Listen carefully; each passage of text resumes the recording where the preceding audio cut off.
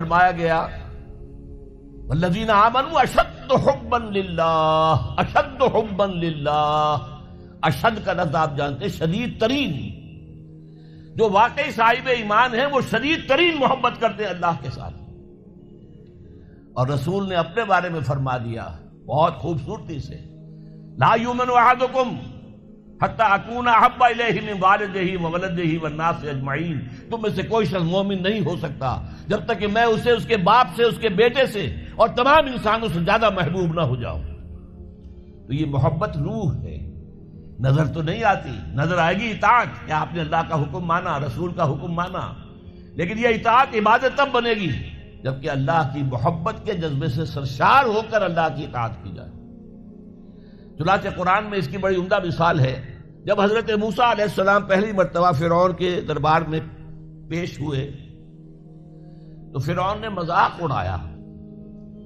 کہ یہ آیا ہے یہ موسیٰ اور یہ ہارون اس کا بھائی، اور یہ ہم پر حکم چلانا چاہتے ہیں۔ وَقَوْمُهُمَا لَنَا عَابِدُونَ،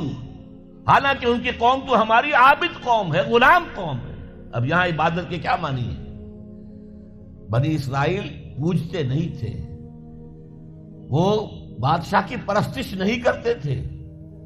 لیکن بادشاہ کی اطاعت کرنے پر مجبور تھے، اطاعت کرتے تھے۔ اس کو اس نے کہا وَقَوْمُهُمَا لَنَا عَابِدُونَ، ان کی قوم جو ہے وہ تو ہماری عابد ہے، عبادت گزار ہے، ہماری غلام ہے، ہماری اطاعت شعار ہے، ان کو کیا حق پہنچتا ہے ہماری بلی ہمیں کو میاؤں۔ اچھا کوئی شخص کہہ دے کہ یہ تو فرعون کا لفظ ہے، آپ اسے دلیل کے طور پر لے آئے، اللہ کا لفظ تو نہیں ہے یہ، تو وہ بھی سن لیجئے۔ ایک دوسری ملاقات میں حضرت موسیٰ علیہ السلام نے جب دعوت پیش کی تو فرعون نے طنز کیا، الم نربک فینا ولیدا، اے فرعون، اے موسیٰ تم وہی نہیں ہو جسے ہم نے اپنے گھر میں پالا پوسا تھا۔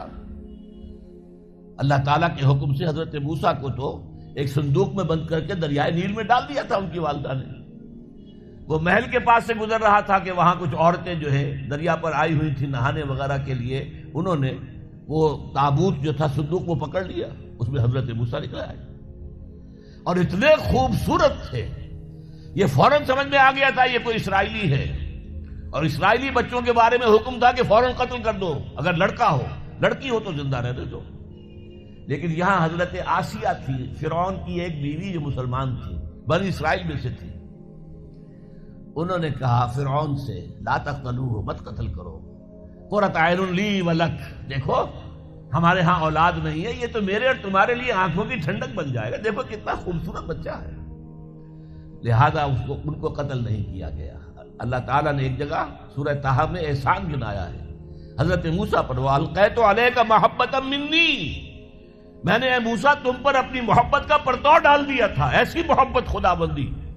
ایسا ان کا جذبہ ابھرا لوگوں کے اندر کہ حضرت موسیٰ کو غضب نہیں پہنچایا گیا، محل میں پلے ہیں۔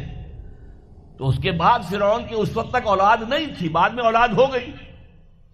لیکن وہ جو بعد میں اولاد ہونے والا جو ہے پیدا ہونے والا شہزادہ، وہ حضرت موسیٰ کو اپنا بڑا بھائی سمجھتا تھا۔ تو حضرت موسیٰ کو جب تانا دیا الم نربک فینا ولیدا، اے موسیٰ تم وہی نہیں ہو جسے ہم نے بچپن میں پالا پوسا تھا، ہمارے ٹکڑوں پر پلے اور آج ہمارے منہ کو آ رہے ہو۔ اس کا جواب کیا دیا حضرت موسیٰ نے؟ وَتِلْكَ نِعْمَةٌ تَمُنُّهَا عَلَيَّ أَنْ عَبَّدْتَ بَنِي إِسْرَائِيلَ، بڑا احسان کیا تو نے کہ مجھے اپنے گھر میں پال دیا اور میری ساری قوم کو غلام بنا رکھا ہے۔ ان عبدت بنی اسرائیل، یہاں بھی لفظ عبادت آیا، تو لفظ عبادت کا پہلا اطلاق اطاعت پر ہے، البتہ اس کی روح جو ہے وہ محبت ہے، روح نظر نہیں آئے گی، جسم نظر آئے گا، لہذا عبادت کا جسم اطاعت، اللہ کی اطاعت ہمہ تن ہمہ وقت ہمہ وجوہ، اور اللہ کی اطاعت کا راستہ اللہ کے رسول کی اطاعت۔